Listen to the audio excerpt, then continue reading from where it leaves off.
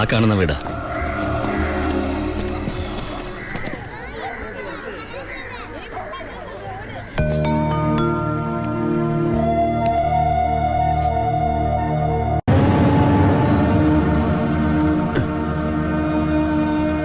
ശിവ,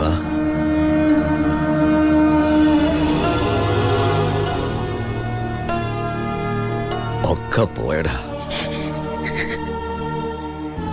ഇവളുടെ കെട്ടുതാലി വരെ വിറ്റിട്ട അവസാനമായിട്ട് നിന്റെ വീട്ടിലേക്ക് പണം അയച്ചത്. ഇനി വിൽക്കാൻ ഒന്നുമില്ല. നീ പോയ ശേഷം ആകെ ഒരു രാശിക്കുറവാ. ഒരു ലോഡ് പോലും മനസമാധാനത്തോടെ കടത്താൻ പറ്റിയില്ല.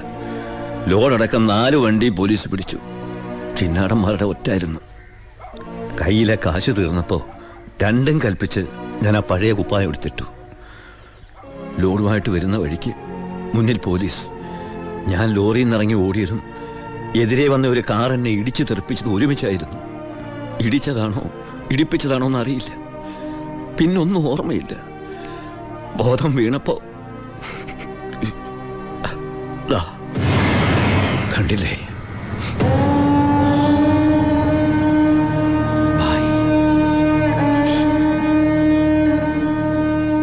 ചികിത്സയ്ക്ക് ലക്ഷങ്ങളായി. വീടൊക്കെ ആ വഴിക്ക് പോയി. കാലു പോയതോടെ ഞാൻ ഒന്നിനും കൊള്ളാത്തവനായി. വെറും വേസ്റ്റ്. വണ്ടി ഓടിക്കണമെങ്കിൽ വലതുകാല് വേണ്ടടാ ആക്സിലേറ്റർ ചവിട്ടാൻ. പോലീസ് വരുമ്പോ ഇറങ്ങി ഓടാനും വേണ്ടടാ കാല്. ഞാൻ ഒന്ന് ട്രൈ ചെയ്യാന്ന് പറഞ്ഞതാ, പക്ഷേ അപ്പ സമ്മതിച്ചില്ല. ഇവൻ എന്തെങ്കിലും പറ്റിയ എനിക്ക് സഹിക്കാൻ പറ്റൂടാ. ശിവ, നീ വന്ന വിവരം വാളയാറ് മുഴുവൻ അറിഞ്ഞു. നിനക്ക് സുഖമല്ലടാ? നീ ഇനി എപ്പോഴാ തിരിച്ച് നാട്ടിലേക്ക്? ഭായി നിലയിൽ തനിച്ചാക്കിട്ടോ. തൽക്കാലം നാട്ടിലേക്കില്ല. പിന്നെ നമുക്ക് വീണ്ടും ഒന്നേന്ന് തുടങ്ങിയാലോ ഭായ്? വേണ്ടടാ, കിന്നാടന്മാർ സമ്മതിക്കില്ല. ഭരണം മാറി. പണവും സ്വാധീനവും ഇപ്പൊ അവരുടെ ഭാഗത്താ. ഇപ്പൊ ചെക്ക് പോസ്റ്റ് മുഴുവൻ അവരുടെ കൺട്രോളിലാ. അവർക്കില്ലാത്ത ഒന്നും നമുക്കില്ലേ ഭായ്? ബുദ്ധി. എന്നാലും കുറച്ച് കാശ് കൈ വേണ്ടടാ. ആ സത്യമൂർത്തി സഹായിക്കാതിരിക്കില്ല. നമ്മളും ഒരുപാട് ഉണ്ടാക്കി കൊടുത്തല്ലേ. ശ്രമിക്കാം ഭായ്. അച്ഛായ, നിന്റെ കൂടെ ഞങ്ങളുണ്ടാ. പഴയ ഒരു ഉഷാർ വന്ന പോലെ. അടയ്ക്ക്, ഓഫാക്കടോ. എങ്ങോട്ടാ ഇത്ര ധൃതിയില്? പഴയ കള്ളന്മാര് തന്നെയാണല്ലോ. എന്താടാ പരമേശ്വരം, നീ ജയിലിൽ നിന്ന് ഇറങ്ങിയ? അവിടെ എങ്ങനെ സ്ഥിരം കിടക്കാൻ പറ്റുമോ സാറേ? പണ്ടൊക്കെ ഈ പരമശിവത്തിന്റെ ലോറികൾ ചീറിപ്പാഞ്ഞു വരുമ്പോ ഈ ചെക്ക് പോസ്റ്റ് പടപടാന്ന് തുറക്കാറുണ്ട്. അതൊക്കെ പണ്ടല്ലേടാ. കുറച്ച് സാധനം വണ്ടിയിലുണ്ട്. ഒന്ന് പൊക്കി തന്ന് കാശം വീട്ടിലെത്തിച്ചേക്കാന്ന്.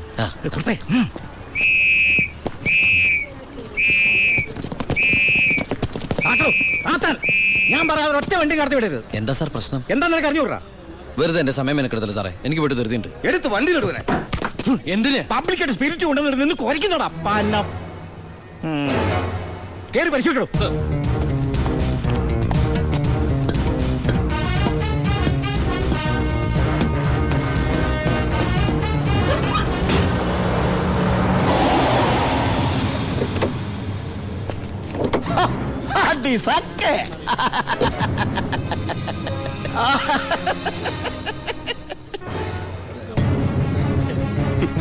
എന്തായടോ സാറേ? ഇത് വെറും വെള്ള. വെള്ളമോ? ഒന്നുകൂടെ ഒന്ന് മണത്ത് നോക്കടോ. എങ്ങനെ മണത്ത് നോക്കിയാൽ ഇത് വെറും വെള്ള. പ്ലാച്ചിമടയിൽ എന്തൊരു വരൾച്ച സാറേ. ഞാൻ അങ്ങോട്ടേക്ക് കുടിവെള്ളം കൊണ്ടുപോകുന്നതാ. പച്ചവെള്ളം വിറ്റിട്ടെങ്കിലും നമ്മൾ ജീവിച്ച് പൊക്കോട്ടെ സാറേ. അല്ല സാറേ, കുടിവെള്ളം കൊണ്ടുപോകുന്ന അറസ്റ്റ് ചെയ്യാൻ മാത്രമുള്ള കുറ്റമാണോ? അല്ല, നമ്മളോട് കുറച്ചാളില്ലാത്തോണ്ട് നിയമം മാറിയതൊന്നും അറിഞ്ഞില്ല. പോരാത്തതിന് ഇന്നത്തെ പത്രം വായിച്ചിട്ട് 5-6 ദിവസമായി സാറേ. നിന്ന് ചിലക്കാതെ വണ്ടി എടുത്തോണ്ട് പോടാ. അല്ല സാറേ, സാർ എന്നെ പണ്ട് ഒരുപാട് സാറേന്ന് വിളിച്ചിട്ടുള്ളല്ലേ. എന്റെ കയ്യിൽ നിന്ന് ഒരുപാട് കാശ് വാങ്ങിച്ചിട്ടുള്ളല്ലേ. ഞാൻ ജയിലിൽ നിന്ന് വന്നപ്പോ പലരും പറഞ്ഞിട്ട് ഞാൻ വിശ്വസിച്ചില്ല സാറേ. സാറൊക്കെ പഴയ സാറല്ല, പുതിയ സാറുമാരുടെ സാറാണെന്ന് പറഞ്ഞു സാറേ. നിർത്തണം നിന്റെ ഈ സാറ് വിളി. നീ ഏതർത്ഥത്തിലാ ഈ സാറേ എന്ന് വിളിക്കുന്നത് എനിക്ക് നന്നായിട്ട് മനസ്സിലായി. അപ്പൊ ഞാൻ ഉദ്ദേശിച്ച സാറ് മനസ്സിലായി. സന്തോഷം. വരട്ടെ സാറേ. വെറുതെ സാറേ. എന്താ സാറേ? വീട് സാറേ. സാറേ ഹായ്. അടി സാക്കേ വർക്കിച്ചായോ? എന്നാടോ ഒരു സ്നേഹമില്ലാണ്ട്? വർക്കിച്ചായോ, ഇതെന്റെ ഒരു ടെസ്റ്റ് ഡോസ് ആയിരുന്നു. ഇപ്പൊ എനിക്കൊരു കാര്യം മനസ്സിലായി. വാളയാർ ചെക്ക് പോസ്റ്റ് വഴി ഇനി പരമശിവത്തിന് സ്പിരിറ്റ് നടത്താൻ പറ്റില്ല എന്ന് വെച്ച് നമുക്ക് നമ്മുടെ തൊഴിൽ നിർത്താൻ പറ്റണോ? വർക്കിച്ചായോ, ദേ എന്റെ ലോഡുകൾ 24 മണിക്കൂറിനുള്ളിൽ ഈ വാളയാർ ചെക്ക് പോസ്റ്റ് വഴി ഞാൻ കടത്തിയിരിക്കും. താൻ ആണാണെങ്കിൽ തടയടോ. ചേട്ടായി, ഇന്ന് അവന്റെ ലോഡുകൾ കേരളത്തിലെത്തിയാൽ പിന്നെ നമ്മൾ ഗോപി വെച്ചാ മതി. ഞാൻ ജീവിച്ചിരിപ്പുണ്ടെങ്കിൽ അവന്റെ ഒരു പുണ്ണാക്കം കടന്നു പോകില്ല. നീ ആ ചെക്ക് പോസ്റ്റിലേക്ക് വിളിക്കടാ. Hello, Walayar check post. ഇത് ഞാനാടവേ. എന്താ വർക്കിച്ചേ? അവനുണ്ടല്ലോ ആ പരമശിവം, വീണ്ടും ഒരു അംഗത്തിനുള്ള പുറപ്പാടില്ല. നീ ഒരു പേനയും പേപ്പറും കൊടുത്തേ. എന്നിട്ട് എന്റെ വണ്ടികളുടെ നമ്പറൊക്കെ ഒന്ന് കുറിച്ചെടുത്തോ. ഈ നമ്പർ ഒഴികെ മറ്റേത് വണ്ടി വന്നാലും പിടിച്ചോണം. ഇതെന്റെ ഒരു വാശിയുടെ പ്രശ്നമാണ്. ആദ്യം ഞാൻ ഏറ്റു വർക്കിച്ചേ. പറഞ്ഞു വിടറാ നമ്മുടെ വണ്ടിയുടെ നമ്പറൊക്കെ. നോട്ട് ചെയ്തോ. TN4 2255. TN4 2255. 2255 അല്ലേ? ഓക്കെ. KL9 3663. ദാ ഇതുപോലെ നമ്മുടെ 3 വണ്ടികളുടെയും ഫ്രണ്ടിലും ബാക്കിലും സൈഡിലും ഒക്കെ നമ്പറുകൾ ചേഞ്ച് ചെയ്യണം. അതിനുശേഷം ആദ്യം ചെക്ക് പോസ്റ്റ് കിടക്കേണ്ടത് നമ്മുടെ ഈ 3 ലോറികളായിരിക്കണം. ആദ്യത്തെ വണ്ടിയിലെ കിളിയായിട്ട് നീ ഉണ്ടാവണം. ആര് ചോദിച്ചാലും ചിന്നാടന്റെ ലോഡാന്ന് പറഞ്ഞാൽ മതി.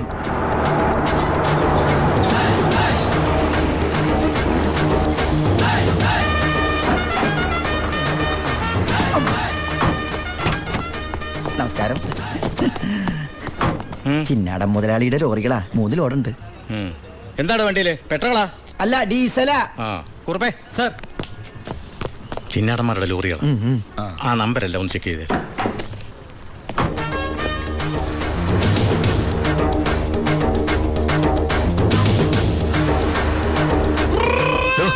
എന്താ സാറേ? എന്താടോ കോഡ്?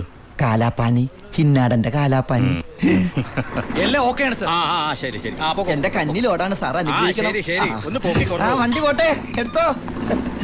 വിട്ടോ.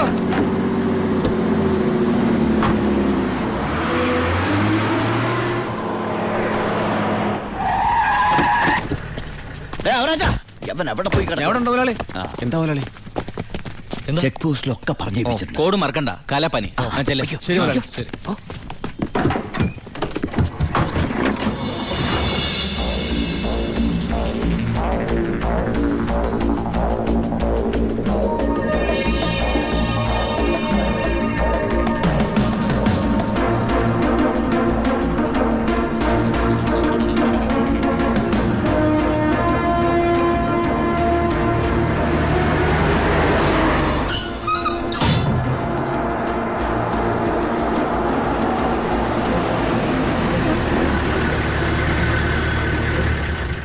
നമസ്കാരം സാറേ. നീ എന്നെ സാറിന് വിളിക്കരുത്. സോറി സാറേ. അയ്യാ, ഒന്ന് പൊക്കി തരണേ. പൊക്കി തരാവടാ.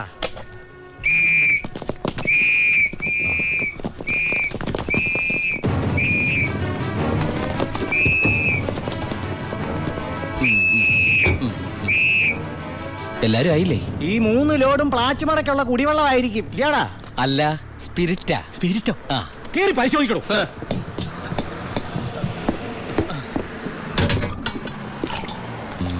അമ്മയ്ക്കൊക്കെ സുഖമല്ലേ സാറേ? ഇവിടെ ഉള്ളവരൊക്കെ ഉണ്ണാക്കന്മാരെന്നാണോ നിന്റെ വിചാരം? എനിക്ക് മാത്രമല്ല സാറേ, ഇവിടെ നിൽക്കുന്ന കംപ്ലീറ്റ് ആൾക്കാരുടെ വിചാരം അതാണ്. സ്പിരിറ്റാ സർ. ഇതിലും സ്പിരിറ്റാ സർ. ഇതിലും സ്പിരിറ്റാ പറയുന്ന അവരുടെ ഒരു സ്പിരിറ്റ് ഉണ്ടല്ലേ സാറേ? കൈയെടുക്ക് സാറേ.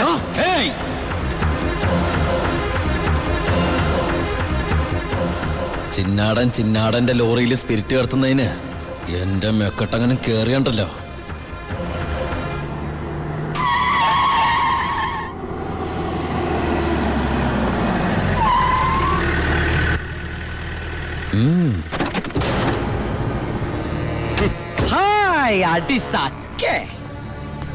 എവിടെയായിരുന്നു ഔവേ? വണ്ടിയുടെ മുമ്പിലല്ലോ എസ്കോട്ട് വരുന്നത്. ഇവരെന്നെ സംശയിച്ചില്ലയോ? എന്നതാണോ പ്രശ്നം? ഈ ലോറികൾ ആരെന്നുള്ളതാ പ്രശ്നം. ഇതെന്റെ ലോറികൾ തന്നെ. കേട്ടല്ലോ, എല്ലാരും കേട്ടല്ലോ. കള്ള സ്പിരിറ്റുമായിട്ട് വന്ന ഈ 3 ലോറികളും നമ്മുടെ ബഹുമാനപ്പെട്ട വർക്കിച്ചിന്റേതാണെന്ന്. അപ്പനെന്നേ പറയുന്നേ? ഇത് നമ്മുടെ ലോറികളല്ല. അത് തന്നെയാണോ ഞാനും പറയാൻ വന്നത്. ഇത് നമ്മുടെ ലോറികളല്ല. ഇത് വർക്കിച്ചിന്റെ ലോറി തന്നെ. ഇത് കൊച്ചുമുള്ള പേരിലായിട്ടിരിക്കുന്നത് ചഞ്ചൽ. ഇത് എന്റെ ലോറികളെ അല്ല. അല്ലേ? അല്ലെന്ന് പറഞ്ഞില്ലേ? അപ്പൊ ഓക്കെ, വർക്കിച്ചായന്റെ ലോറികൾ അല്ലെങ്കിൽ നമുക്ക് പിടിച്ച് അകത്തിട്ടല്ലോ സാറേ. എന്തായാലും ഉടമസ്ഥൻ വരുമല്ലോ, അപ്പൊ അയാളെയും പിടിച്ച് അകത്തിടാം. എങ്ങനെയുണ്ട് എന്റെ ഐഡിയ? സാറിന് ടോയ്ലറ്റ് പോകാൻ പറ്റുന്നുണ്ടോ? ഫേസ് വല്ലാണ്ടിരിക്കണു. വർക്കിച്ചായ ഒന്ന് ഇങ്ങോട്ട് വന്നേ. വന്നേന്ന് ഇങ്ങോട്ട് വന്നേന്ന് ഞാനല്ലേ വിളിക്കണേ. വർക്കിച്ചന് ലോറിയിൽ ലോഡ് അടക്കം വൻ നഷ്ടം വരുമെന്ന് എനിക്കറിയാം. വർക്കിച്ചന്റെ വണ്ടികളുടെ നമ്പർ ഉപയോഗിച്ച് എന്റെ ലോറികള് 1 മണിക്കൂർ മുമ്പ് പാലക്കാട് അതിർത്തി കടന്നു. ഇനി മഷിയിട്ട് നോക്കിയാലും കിട്ടില്ല. എന്തിനാ വർക്കിച്ചൻ എന്റെ റൺവേ കയറി കളിച്ചത്? അതുകൊണ്ടല്ലേ ഞാൻ കയറ്റി കളിച്ചത്. ഇനി എന്റെ റൺവേ കയറി കളിച്ച ഇതൊരു സാമ്പിൾ വെടിക്കട്ട. തൃശൂർ പൂരം കാണാൻ പോകുന്നേ ഉള്ളൂ. വരട്ടടവേ. ഒന്ന് തള്ളിക്കേ. അയാളെ വിളി. സാറേ ഒന്ന് പൊക്കിക്കേ.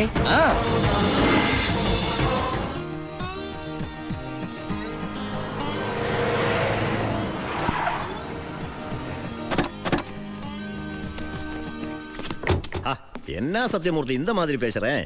அந்த சின்னாடன் ராஸ்கல்ஸ் கொடுക്കുന്നതിലും ജാസ്തി ഞാൻ കൊടുക്കறேன். ഓ ശരി ശരി, നേരി പാക്കറേൻ. എന്താ ഭായി സത്യമൂർത്തിയുടെ പ്രശ്നം? പ്രശ്നം ആ ചിന്നാടന്മാര് തന്നെ. നമുക്ക് ലോഡ് തരാതിരിക്കാൻ അവന്മാര് പല രീതിയിൽ ശ്രമിക്കുക. എങ്കിൽ പിന്നെ ആ റാവുന്റെ അടുത്ത് സാധനം എടുത്തൂടെ? അപ്പാ ഞാനും അത് എത്ര തവണ അപ്പനോട് പറഞ്ഞതാ. അത് വേണ്ട, ആ സ്പിരിറ്റ് ഉപയോഗിക്കാൻ കൊള്ളില്ല. അത് സെക്കൻഡ് ക്വാളിറ്റിയാ. അതെ, ഈ ബിസിനസ് നമുക്ക് മോക്ഷം കിട്ടാനേ നടത്തണമെന്നല്ലോ. അങ്ങനെ പറയരുത് ജോണി. ചെയ്യുന്നത് സ്പിരിറ്റ് കച്ചവടാണെങ്കിലും അതിലുണ്ട് ഒരു നേരും നിറയും. ഇന്നേ വരെ നമ്മുടെ സ്പിരിറ്റ് ഉപയോഗിച്ചിട്ട് ആർക്കൊന്നും സംഭവിച്ചിട്ടില്ല. ആ വിശ്വാസം നശിപ്പിക്കരുത്. എന്ന് വെച്ചാൽ സത്യമൂർത്തിയുടെ ധോണി, നീ ഇതിൽ ഇടപെടണ്ട. ഓ ശിവ, അവനൊന്നും അറിയില്ല, വിട്ടുകളാ. ഏയ്. ഞാന് സത്യമൂർത്തി ഒന്ന് കണ്ടിട്ട് വരാം. ആ ശിവ, നിനക്കൊരു കത്തുണ്ടായിരുന്നു ദുബായിന്ന്.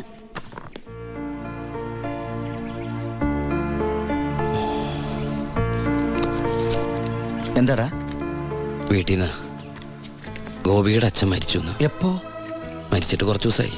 നമുക്കൊന്ന് പോണ്ടേ? എവിടേക്ക്? നമ്മളിപ്പോ ദുബായിലല്ലേ. ഓ, അപ്പൊ ഗോപിക പാവം വീടൊഴിഞ്ഞു പോവാത്രേ.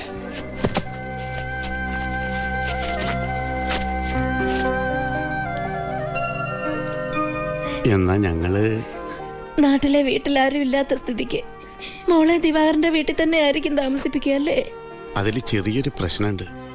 കല്യാണം തുടങ്ങി ഇവളുടെ ബാധ്യത മൊത്തം എൻ്റെ തലയിലാകുമെന്ന് വൈഫിനൊരു പേടി.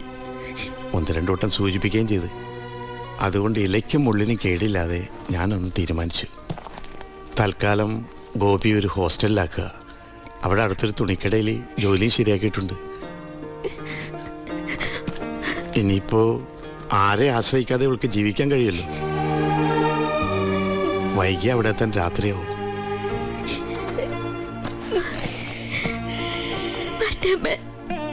എന്റെ മോളെ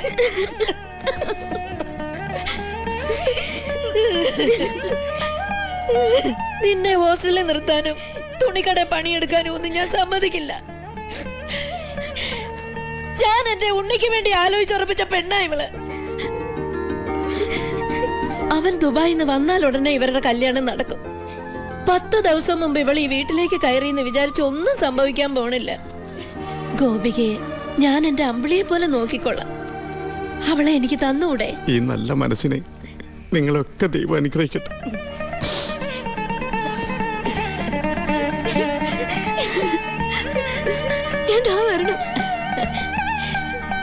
വാ മോളെ.